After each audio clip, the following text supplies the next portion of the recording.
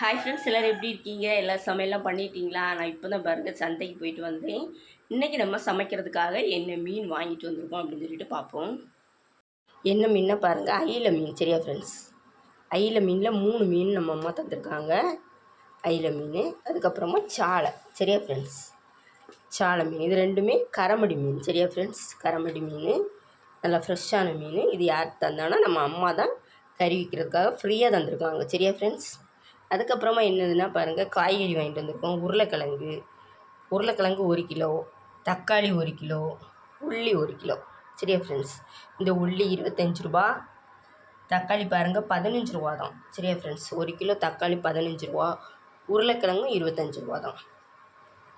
இன்றைக்கி பாருங்கள் இவ்வளோ காயும், அதுக்கப்புறமா இந்த மீனும். சரியா ஃப்ரெண்ட்ஸ்? சமைக்கிறதுக்காக வாங்கிட்டு வந்திருக்கிறோம்.